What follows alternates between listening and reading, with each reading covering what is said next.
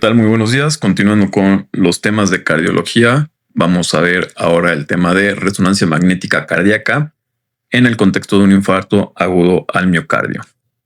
No tenemos conflictos de interés para esta charla. Entonces, vamos a ver en esta plática cuándo es realmente utilidad realizar una resonancia magnética en un paciente que está sufriendo un ataque isquémico al corazón. Realmente estas preguntas a lo mejor no están muy claras ahorita en un principio. ¿Cuándo se puede realizar una resonancia magnética en pacientes con infarto agudo del miocardio? Y si la realizamos, ¿cuáles van a ser los marcadores que nosotros tenemos que prestar especial atención para poder que nos ayuden dentro del diagnóstico y pronóstico de nuestro paciente? Entonces, normalmente cuando escuchamos un infarto agudo del miocardio y luego escuchamos resonancia magnética, no son dos ideas que nos parezcan coherentes o ligables una con otra. ¿Por qué? Porque cuando escuchamos resonancia magnética, nosotros automáticamente pensamos es un estudio muy tardado, es un estudio que requiere mucha cooperación de mi paciente, que haga apneas, que esté acostado durante muchos minutos, 30, 40, 50 minutos, y que tiene muchas contraindicaciones, sobre todo en el paciente cardíaco, que se le puso a lo mejor un marcapasos o un desfibrilador. Vamos a tener que hacer uso de otras especialidades como los electrofisiólogos para poder hacer que sea compatible el marcapasos o el desfibrilador con nuestro equipo de resonancia magnética. Entonces, la verdad es que todas estas aseveraciones, la realidad es que sí son ciertas. Es un estudio tardado que requiere mucha cooperación, pero aún así podemos sacarle provecho dentro de esta patología y es lo que vamos a ver las siguientes diapositivas. Rápidamente, un recordatorio. Esto ya la hemos visto en algunas pláticas previas de otros congresos. Recordemos que dentro de la resonancia magnética tenemos secuencias en cine, que son secuencias morfológicas con lo que nosotros podemos hacer un estudio muy detallado de lo que sería la función biventricular. Tenemos nuestro plano en 2 cámaras, tenemos nuestros cortes tangenciales de los segmentos antero, lateral e inferoceptal para hacer los 4 cámaras verdaderos, y tenemos nuestros ejes cortos reales para poder hacer un adecuado análisis de la función. Además de la función, tenemos las secuencias de caracterización tisular. Todas nuestras secuencias en T2 que nos permiten identificar edema, que en esta patología cuando están en una fase aguda es muy importante. T2 estrella, que nos permite identificar si hay depósitos de sangre o derivados sanguíneos. La secuencia de primer paso o secuencia de perfusión, que lo que vamos a buscar aquí es un defecto de perfusión que tiene que cumplir ciertas características, ser una hipointensidad que se manifieste por al menos 5 frames, que tenga territorio vascular y que se pinte cuando el miocardio tenga que estar perfundido, no antes, si no hablamos de artefactos. Entonces, esta secuencia es nuestra secuencia básica, nuestra secuencia clave para identificar cuando estamos frente a un paciente con isquemia. Además de las secuencias de reforzamiento tardío, que ya sabemos que el gadolínio es un medio de contraste extracelular, cuando en este caso, por ejemplo, del infarto, que existe un daño a la membrana, un insulto a la membrana celular, el gadolínio va a penetrar lo que sería la célula y va a tardar más en lavarse, y es cuando tenemos estos reforzamientos. Los reforzamientos típicos de isquemia van a ser el subendocárdico o el transmural, que tenga también, obviamente, un territorio vascular, y los demás reforzamientos que ahorita no van a ser objeto de estudio. Tenemos también la secuencia de los mapeos T1 y T2. El mapeo T2 que va a ser similar a las secuencias de T2, sin embargo ya va a ser cuantitativo, lo que antes valoramos cualitativamente. Vamos a reflejar cuantitativamente cuánto edema tiene el miocardio, y las secuencias T1 y volumen extracelular, que en este caso nos van a traducir si ya existen cambios por fibrosis. Entonces, ya que tenemos estas secuencias, vamos a ver cómo se ve un infarto agudo al miocardio por resonancia magnética. Tenemos aquí nuestras primeras secuencias en cine, una toma en 3 cámaras y los ejes cortos, en donde podemos ver que se hace evidente una alteración en la movilidad de lo que sería el septum anteroceptal, los segmentos anteroceptales del tercio basal y medio sobre todo. Vemos como hay una hipocinesia y acinesia de estos segmentos. En la secuencia de perfusión, que es la secuencia en tiempo real, donde vemos entrar el medio de contraste a cavidades derechas, luego a cavidades izquierdas y luego la perfusión del miocardio, vemos este defecto de perfusión en los segmentos anterior y anteroceptal del miocardio, esa zona de hipointensidad subendocárdica que se mantiene. Y en los reforzamientos tardíos, esta zona de hipointensidad coincide con este reforzamiento transmural de lo que sería todo el territorio de la descenda anterior. Estos son los ejemplos, es un ejemplo clásico del libro de lo que es un infarto agudo del miocardio y cómo lo observamos nosotros en resonancia magnética, para que tengan la idea de cómo se ve. Ya entrando de lleno al tema, el infarto agudo del miocardio Sabemos que es una de las principales, más bien la principal causa de mortalidad a nivel global. Y en las últimas décadas para acá, la implementación de nuevas terapias de reperfusión, tanto médicas, farmacológicas como las de hemodinamia intervencionista, han mejorado de manera significativa el pronóstico de estos pacientes. Entonces, de que tenemos el evento mayor, el evento miocárdico, el evento cardíaco mayor en la evolución tiende a ser acorde, dependiendo de qué tanto daño haya sufrido el miocardio, tiende a evolucionar a una insuficiencia cardíaca. La insuficiencia cardíaca con el tiempo hace arritmias y con estas arritmias puede llegar el paciente a tener una muerte súbita cardíaca. Entonces, es por eso importante que tengamos los estudios adecuados para saber qué pronóstico tiene nuestro paciente y qué tipo de seguimiento y tratamiento le debo dar. Tenemos que tener una correcta estratificación del riesgo, identificar mecanismos subyacentes y detectar las complicaciones de la manera más temprana posible. Y para esto es que nos ayudan estos métodos de imagen. Entonces ya vimos los puntos desfavorables de lo que sería, por así llamarlo, la resonancia magnética, pero también tenemos muchos puntos a favor. Aquí están enumerados. Es una técnica de referencia no invasiva para la caracterización tisular. Cuantifica de manera muy adecuada el tamaño del infarto y delimita también, además del área del infarto, el área de riesgo que existe. Se pueden observar complicaciones como la obstrucción microvascular y la hemorragia intramiocárdica.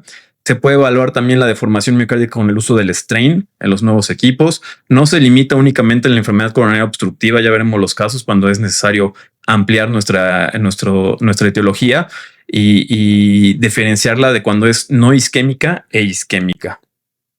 Empezamos con la obstrucción microvascular y la hemorragia intramiocárdica. Esto es son los dos fenómenos más comunes que se observan en pacientes reperfundidos después de que se sometieron a cateterismo, a la colocación de stent, etcétera.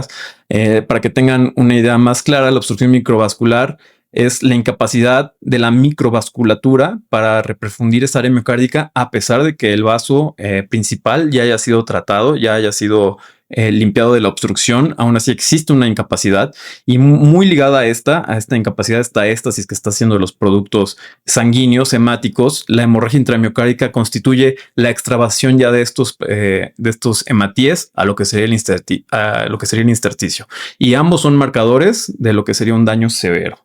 ¿Cómo se ven en resonancia magnética? Bueno, tenemos nuestras secuencias específicas para valorarla. La obstrucción microvascular lo observamos en el primer paso de perfusión, asociado con la secuencia de reforzamiento tardío. Entonces, cuando vemos un defecto de perfusión en el primer paso, nosotros observamos el reforzamiento tardío que tiene que cubrir más o menos la misma zona de defecto de perfusión. Sin embargo, hay un core hipointenso que se mantiene, como en las imágenes que están viendo ahorita. Se ve todo el área de reforzamiento y central se ve un área de hipointensidad, que este es un área de obstrucción microvascular. Es área que ni siquiera el contraste, el gadolinio, ni siquiera alcanzó a llegar ahí. Por eso es que no se perfundió con el contraste. Es un área aislada de donde la obstrucción microvascular no permitió que el gadolinio llegara y por eso se mantiene en las secuencias de reforzamiento tardío. Esto puede aparecer de minutos a horas y tiende a durar un par de semanas. La hemorragia intramiocárdica, donde la vamos a observar, es en los T2 estrella sobre todo. Cuando vemos un T2 estrella, el T2 estrella, al igual que el T1 y el T2, se puede hacer un mapeo. Las cifras de disminución en milisegundos por debajo de 20 nos hablan de que hay una alteración muy probablemente hemática, y por abajo de 15 o 12 ya estamos hablando seguramente de que hay una hemorragia intramiocárdica. Entonces, esta es la secuencia en donde vamos a observar este fenómeno. Y en términos pronósticos, pues ambos son predictores independientes de MACE, tanto la OMB como la hemorragia intramiocárdica. Esta última se asocia en mayor medida a riesgo de insuficiencia cardíaca y de arritmias ventriculares. Y se ha visto que las secuencias de SWI, que no son tan comunes para el miocardio, sabemos que la utilizamos mucho para encéfalo u otros órganos, pero las de SWI han demostrado que tienen mejor sensibilidad. Y obviamente, mientras más presentes estos dos fenómenos, peor pronóstico tienes con respecto a los días a presentar otro evento cardíaco mayor. Aquí tenemos este estudio del 2025 que se hizo sobre todo con la obstrucción microvascular en 609 pacientes. La mayoría de ellos presentó, 60% de ellos presentó la obstrucción microvascular. Sin embargo, únicamente el 10% fue una obstrucción microvascular que persistió con el tiempo. Y vemos que estos pacientes que persisten con la obstrucción microvascular pues tienen peor pronóstico de sobrevida en un periodo de 7 años. Tienen más riesgos de volver a crear otro evento vascular mayor. Además de eso, tanto la obstrucción microvascular como la hemorragia intramiocárdica tienen su relación directa con lo que sería el remodelado del ventrículo izquierdo. El remodelado, la dilatación del ventrículo izquierdo nos habla directamente de que va a haber problemas después de arritmia, y ya vemos que las arritmias también después se pueden traducir en muerte súbita cardíaca. Mientras más persistente o mayor tamaño tenga la obstrucción microvascular, más asocia una disfunción ventricular o menor FEBI, fracción de eyección, y se asocia aún más a este remodelado ventricular adverso.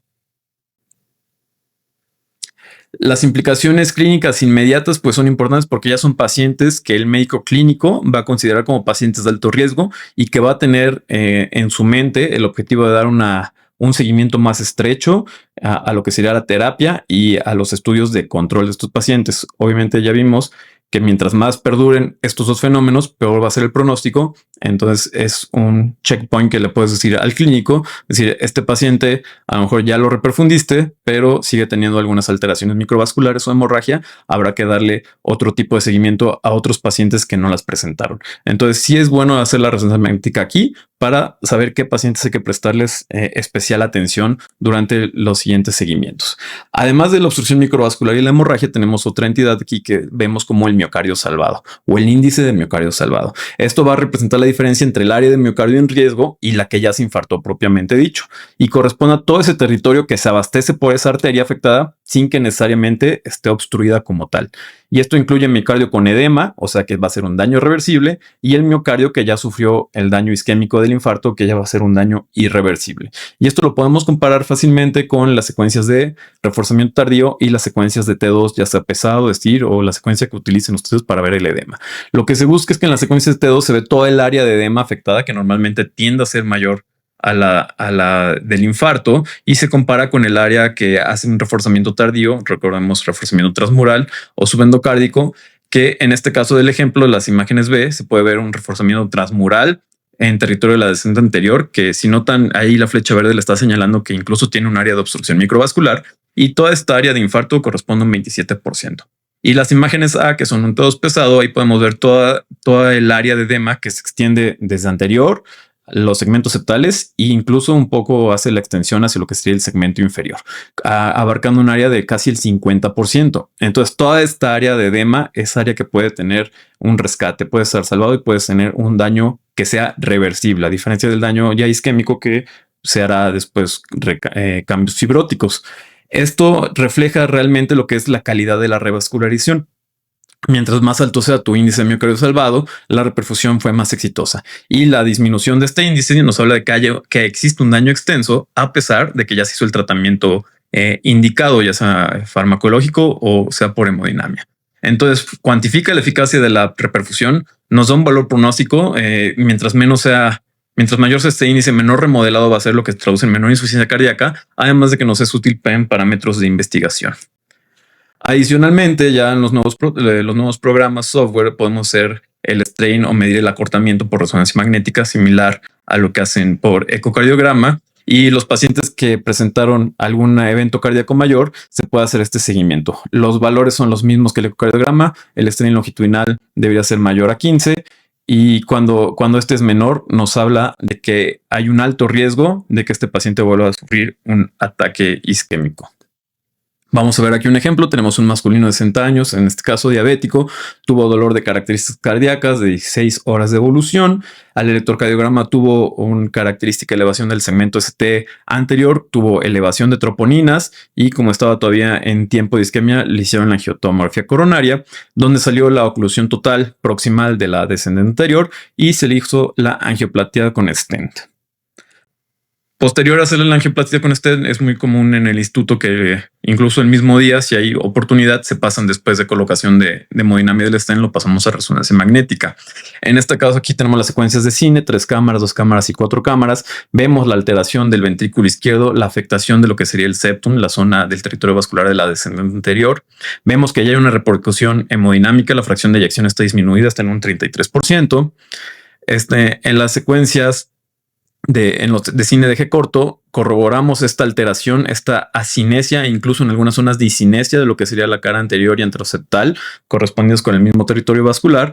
Y ya a la hora de hacer la secuencia de perfusión de primer paso, podemos observar esa hipointensidad de territorio vascular de la DA, que corresponde con los mismos hallazgos de la secuencia en cine. Al hacer las secuencias de edema, el T2 pesado y el mapeo T2, vemos como hay un aumento en las densidades, vemos una amplia zona de edema que se extiende además hacia los segmentos inferiores en los 3/3, desde basal hasta apical, y en los mapeos T1 con la pura escala colorimétrica ustedes pueden ver que existe una alteración.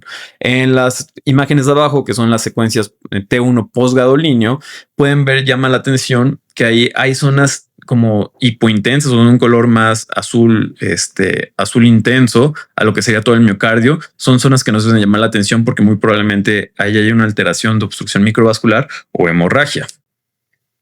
Los reforzamientos tardíos, vemos el reforzamiento claro, extenso, transmural, que se extiende desde los segmentos anteriores hasta inferoceptales con un poco de extensión inferior. Sin embargo, aquí llama la atención una importante zona, las flechas le señalan una importante zona de hipointensidad que se extiende prácticamente durante todos los segmentos septales. Estas son zonas de obstrucción microvascular y hematoma, como lo podemos ver, pues ayudándonos también de nuestras secuencias de T2 estrella, que tienen aquí, las comparamos con los reforzamientos y vean cómo hay zonas más hipointensas, aunque no abarcan toda esa misma área de hipointensidad del reforzamiento tardío, sí tiene zonas marcadas puntuales que se mantienen más hipointensas que corresponden con zonas de hemorragia. Entonces aquí estamos viendo las dos entidades. Estamos viendo una zona amplia de obstrucción microvascular con pequeñas áreas de hemorragia intramiocárdica. Le digo que son dos fenómenos, los dos fenómenos más comunes después de una revascularización. Además le hacemos el strain longitudinal y radial y vemos los valores de todos los strains circunferencial, radial y longitudinal se encuentran bajos, lo cual habla de factores pronósticos negativos para este paciente. ¿Se puede realizar la resonancia magnética previo a una coronografía? Pues sí, sobre todo, obviamente los tiempos de sala catéter son muy cortos, pero se pueden utilizar la resonancia magnética antes del cateterismo, sobre todo en el contexto de pacientes que sospechan un infarto, pero que no hicieron cambios electrocardiográficos de elevación del segmento ST. Entonces, aquí cuando da duda si sí es un infarto o si estamos frente a otra patología, se puede realizar una resonancia magnética para identificar algunas otras causas o si sí es isquemia. Entonces, primero que nada, como este estudio lo demuestra, sirve para ver si sí es isquémico. Aquí vemos una alteración que tiene edema, tiene incremento en el POT1 y tiene un reforzamiento tardío que también, si se fijan, si prestan atención, también tiene obstrucción microvascular. Entonces, este paciente que no hizo elevación del ST se pasa resonancia magnética y descubrimos que sí es un paciente isquémico, igual territorio de la descendente anterior. Pero también algunos pacientes saldrán normales, como en este caso, que no hay alteraciones ni en la movilidad, ni en alteraciones de fibrosis, ni de edema, ni reforzamientos tardíos. O sea, este paciente que tiene aparentemente clínica de un infarto al miocardio, pues ya el clínico pues podrá buscar por otro lado, porque sabrá que el corazón al menos no hay ninguna patología isquémica. Y también podemos estudiar la miocarditis, que sería como el gran simulador de estos eventos, ataques agudos al corazón. La miocarditis puede dar una clínica muy similar y la resonancia magnética es extremadamente buena para valorar miocarditis. Ya veremos más adelante. Entonces nos da estas opciones, confirmar si hay un infarto o una patología isquémica, si no es isquémica, o si hay alguna otra alteración como miocarditis, Takotsubo, miocardiopatías, etcétera. Entonces, hablando de estas entidades, vamos a tener que existe algo que se llama MINOCA, que por siglas en inglés es un infarto del miocardio, que se le hizo algún estudio, ya sea cateterismo o angiografía por tomografía, que descubren que las coronarias no tienen lesiones obstructivas, están limpias, o si sí llegan a tener lesiones, no son lesiones significativas. Entonces aquí cuando la resonancia toma un papel fundamental por la precisa discriminación entre daño miocárdico isquémico y no isquémico, con las secuencias de caracterización tisular que ya hemos estado viendo. Entonces aquí, por ejemplo, este paciente del instituto, un paciente joven, llegó con el dolor característico, llegó incluso con alteraciones electrocardiográficas, hizo curva de troponinas. Entonces pensaban que era un ataque isquémico, lo pasan a cateterismo, que es el ejemplo que vieron, que están viendo aquí en este momento a su lado izquierdo, y se ven las coronarias limpias. Aquí está solo el árbol coronario izquierdo, pero también la derecha no tenía lesiones. Entonces lo pasamos a resonancia magnética, vemos que tiene una zona de edema en lo que serían los segmentos anteriores y septales, pero aquí importante el mapeo T1 que nos hablaría de fibrosis, lo vemos al menos en la escala colorimétrica que está bastante homogéneo con todo lo que es el miocardio. Parece que no hay una alteración de fibrosis, sino únicamente de edema. Y en la secuencia de cine de 2 cámaras vemos este es el Takotsubo característico que tiene una acinesia de los segmentos apicales y una hipermovilidad de lo que sería el tercio basal. Esta es la forma clásica, aunque también sabemos que hay otros tipos de presentación del Takotsubo. Este estudio es muy bonito porque agarró pacientes que tuvieron un MINOCA, que se llegaron al hospital, se les hizo el abordaje, tenían toda la clínica de alguna patología isquémica, sin embargo, a la hora de pasar el cateterismo salió sin lesiones o lesiones no obstructivas. Durante su internamiento se le hizo a todos estos pacientes resonancia magnética y los clasifica en 3 tipos de pacientes: los que tuvieron reforzamiento tardío y mapeo elevados, los que tuvieron reforzamiento negativo y el mapeo elevado, y los que tuvieron todo negativo. Entonces se le hizo un seguimiento a 50 meses y descubrieron que los pacientes que tenían tanto reforzamiento como mapeos positivos tenían peor pronóstico para volver a presentar un evento cardíaco mayor. Entonces, si es un MINOCA, un evento isquémico que no tiene lesiones, a pesar de que no encontráramos nosotros la etiología, llámese Takotsubo miocarditis, aún así, con ver solo los parámetros de caracterización tisular, dan un buen pronóstico, dan un buen elemento, un marcador para saber qué pronóstico va a tener este paciente. La resonancia magnética en un infarto versus miocarditis aguda. Ya les dije que la miocarditis va a ser uno de los grandes simuladores del infarto, de inflamación del miocardio, normalmente por un agente viral que habitualmente no vas a saber cuál es. Se puede asociar a algunos cuadros infecciosos que el paciente refiere a que tuvo alguna gripa muy fuerte, un cuadro gastrointestinal, etcétera, pero hay veces que no se podrá encontrar. La clínica es muy heterogénea, da dolor torácico, puede tener los cambios tanto del electrocardiograma como de las troponinas, entonces puede dar muchas veces esta confusión en los clínicos. Y la resonancia magnética es un estudio excelente para poder ver la miocarditis. Sensibilidad y especificidad muy alta. Tenemos los criterios de Lake-Lois, tanto T1 como T2. Nosotros buscamos un T1 y un T2 positivo para miocarditis. El T1 llámese reforzamiento temprano, reforzamiento tardío, y los T2, cualquier T2 pesado, STIR, mapeo T2 y los mapeos T1 en el cuento T1. Cuando se cumple uno de cada uno, no es solo necesitamos alguna de estas dos secuencias, tanto en T1 como en T2 positivo para miocarditis, y ya tenemos nuestro diagnóstico. Las gráficas de burbujas que tienen a su derecha es un estudio ya un poco antiguo, es del 2018, pero me gusta mucho porque es un metaanálisis de varios estudios. Cada burbujita es un estudio que analizó criterios de resonancia magnética para miocarditis.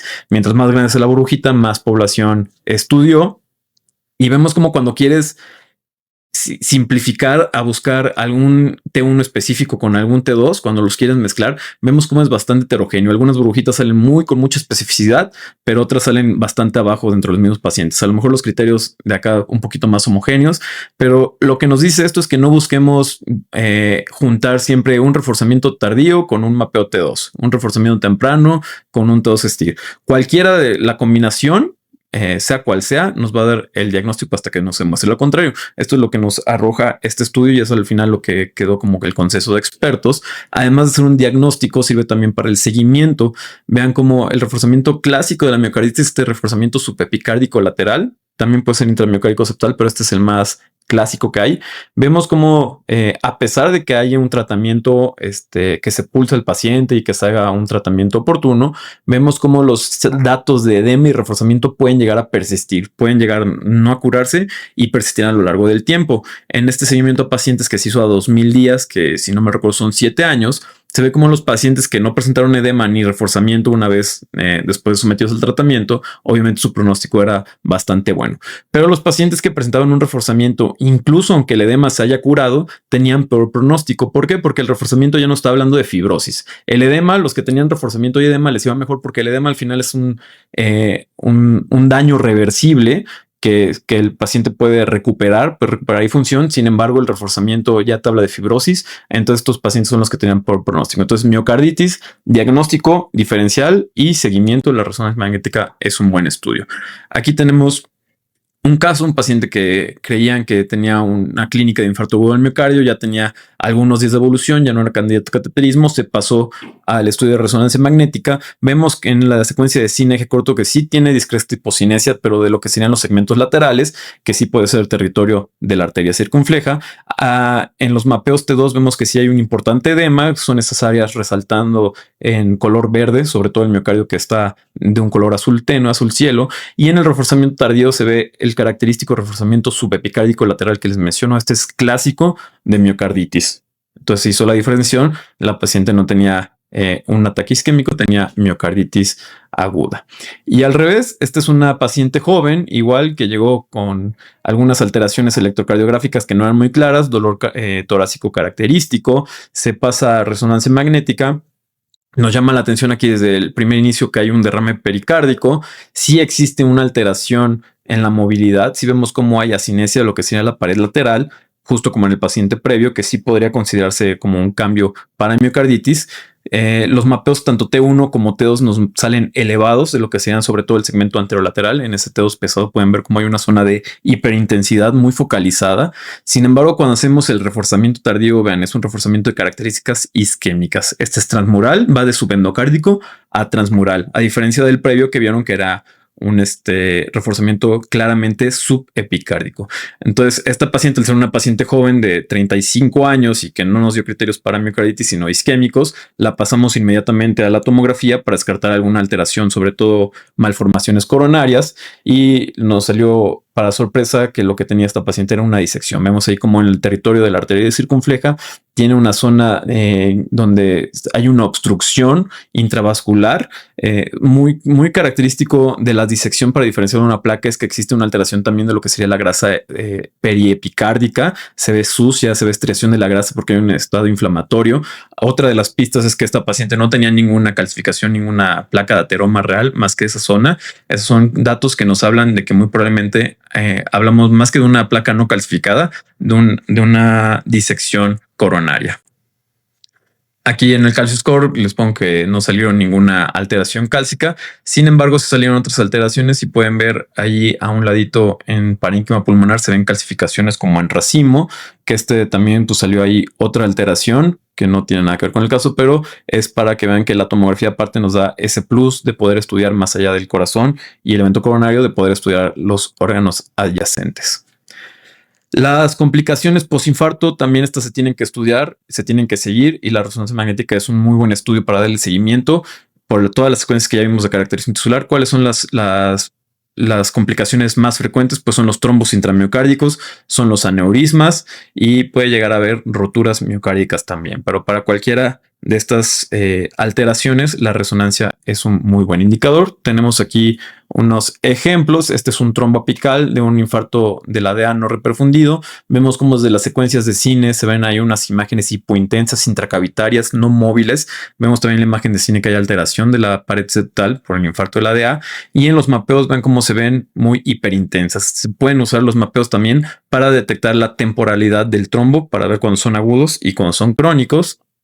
En el mapeo T2 estrella se hace evidente la hipointensidad marcada. Recuerden que les dije que cuando bajan de 20 milisegundos habla de alteraciones hemáticas. En la secuencia de cine de 2 cámaras también se puede ver un poco mejor la caracterización del trombo. Y estas hacemos secuencias muy tardías de reforzamiento muy tardío, que si se mantiene hipointenso el trombo, estamos hablando muy probablemente de un trombo. Si llega a absorber un poco de lo que sería gadolina de forma tardía, a lo mejor ya estamos hablando de otra entidad, puede ser una tumoración o de un trombo crónico que ya está haciendo camas por fibrosis. Pero aquí estamos viendo estas alteraciones en el reforzamiento tardío, ya se hacen mínimo a los 20 minutos y vemos cómo está todo ese reforzamiento transmural, septal, apical que se extiende hacia lateral por el infarto extenso que tuvo del ascento anterior, pero vemos cómo estas imágenes intracavitarias se mantienen marcadamente hipointensas, que nos habla de lo que sería un trombo intramiocárdico. Eso obviamente se les informa a los clínicos y los clínicos agregan terapia anticoagulante para estos pacientes.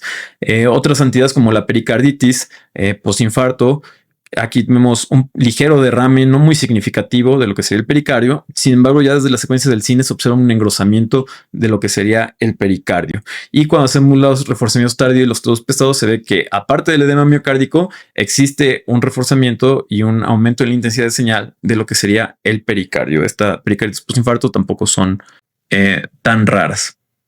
Y los aneurismas, pues bueno, estos aneurismas se crean posterior a que existe esa zona de fibrosis, existe un adelgazamiento y por la misma mecánica del corazón empieza a ser alteraciones en la movilidad, empieza a ser asinesia primero y luego movimientos de disinesia, con lo que esta pared empieza a dar todavía un poco más de sí. Entonces hay que seguir toda esta evolución del aneurisma. Podemos ver cambios por fibrosis con los reforzamientos tardíos y si existen también con los mapeos. Entonces, estos pacientes se les hace el seguimiento de los aneurismas por resonancia magnética. Y aquí tenemos uno más evidente, uno más llamativo. Todo un infarto que tuvo lateral, territorio de la arteria circunfleja, que sí es un aneurisma de gran tamaño.